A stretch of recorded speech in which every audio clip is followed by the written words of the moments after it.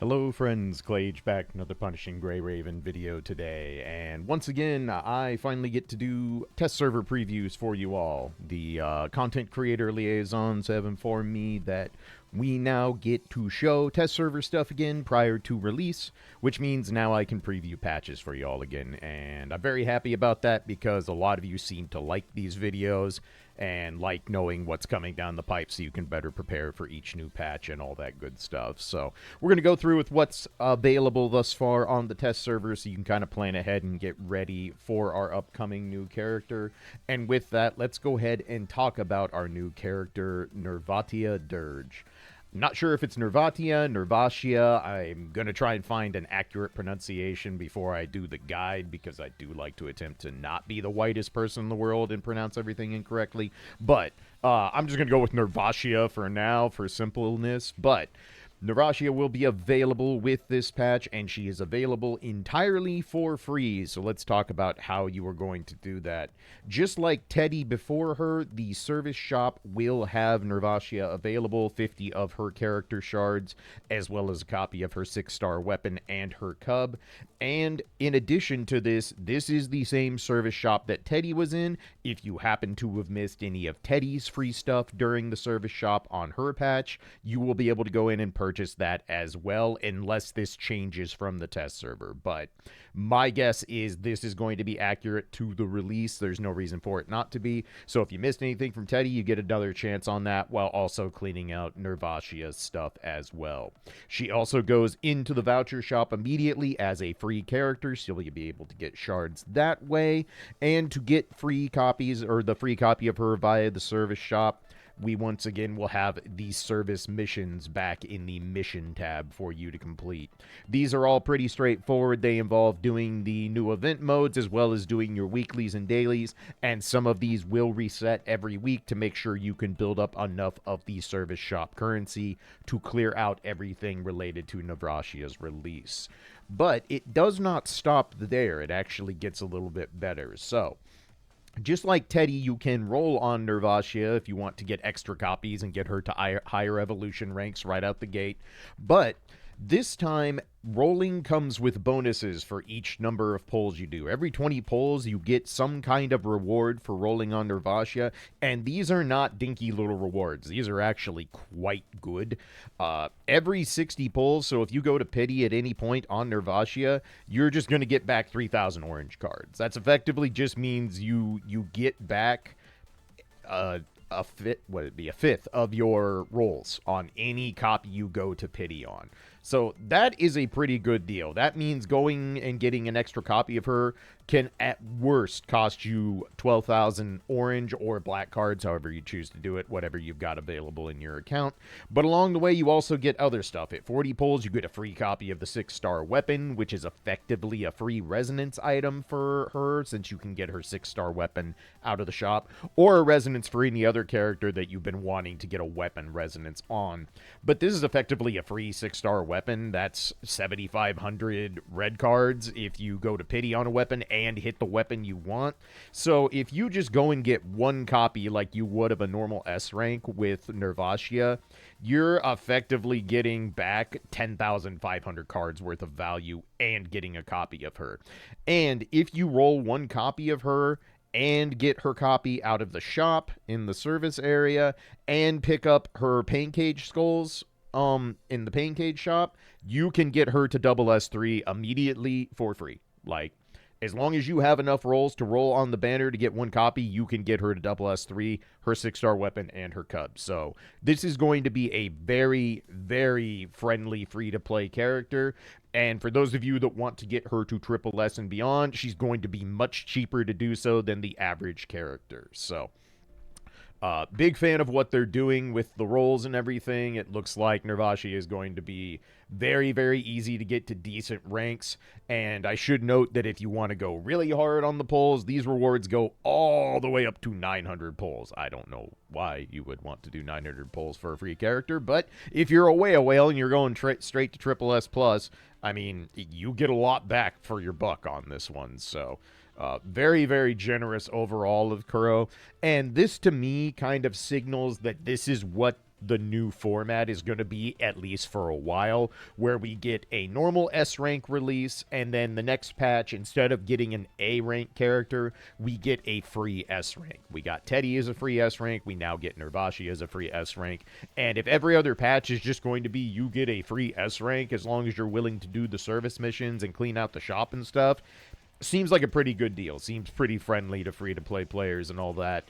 I don't hate the idea of not having A ranks, even though A rank patches were pretty nice just because it was meant you didn't have to roll on anything if you weren't, hell-bent on building a certain A rank character.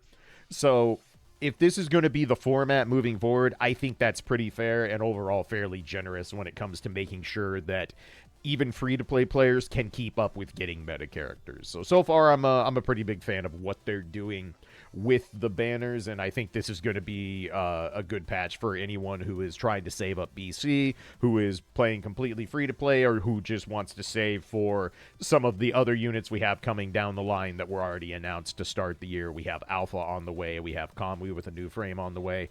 I know fans of those characters are going to want to be going in hard on those, so this is a good chance to build up some extra resources. You won't need to pay a dime for Nirvatia if you don't want to, and you're going to get her to double S for free if you don't do anything else other than clean out the shop. So pretty good deal all around on that front. In addition to the other stuff that you would expect is available, there will be plenty of paid supply packs for those of you who are spenders. I didn't see anything that really stood out as, oh my god, what a deal on this one. It's pretty much the rank and file packs, where the really cheap ones are pretty good value for what they are, and everything else is about where you would expect in terms of rainbow card to black card or orange card ratio you would get. And this makes sense considering how generous they're being with Nirvatia's banner and getting her for free and all that. I didn't expect to see any super banger supply packs available, and I think that's perfectly fine. So in addition to that, we have some new stuff available as well. We are going to have some new coatings. Nirvatia is going to get a kind of forest whimsy themed basic 68 card coating. It also comes with a weapon coating if you want to buy those out of the coating shop, so that'll be available. This isn't going to be like a hyper flashy VFX coating. This is kind of the rank and file coating that each character gets with their release, where it's just kind of a different take on their look overall. But the more interesting coating, and the one that I think a lot of you are going to be wanting to try and pick up, is Vera Garivor gets a new coating, and it's pretty damn good. If you're a Vera fan, I'm not going to have to twist your arm very hard to get this one. It is basically a femme fatale coated kind of coating, and I'm not going to show it in action or anything because I don't want to spoil it, because all of you Vera hounds out there are going to want to experience this one firsthand for yourself. But if you are part of the Cerberus fan club, you're probably going to want to pick this up. It's really good, so definitely recommend that. In addition, we have a rerun on Choose coating if you didn't pick that up the first time. And of course, the supply packs I mentioned are all available in the top up tab, all that good stuff as you would expect. So basic coatings going on, nothing too big, not getting hit with like 6-7 coatings at a time, which is something that I'm very glad we're out of the global sync with, because boy, some of those patches got expensive. But nonetheless, we also have the standard event stuff you would expect. So the simulated battlefield, of course, will be going on as normal. Pick up your daily farm, buy the stuff, get her memory set, all that stuff. We also have proxy remodel. This is actually a pretty useful mode, in my opinion. This is basically a combat mode that is got specific missions and trials you'll want to complete, where you are asked to do different parts of each character's kit during the fight to complete all the missions and get all the rewards out of it. In the process, this is also teaching you how to play the entire Nihil team at base, because Nirvatia does complete the Nihil team as its amplifier. So this is going to be very useful for you newer players who aren't super familiar with the Nihil units yet.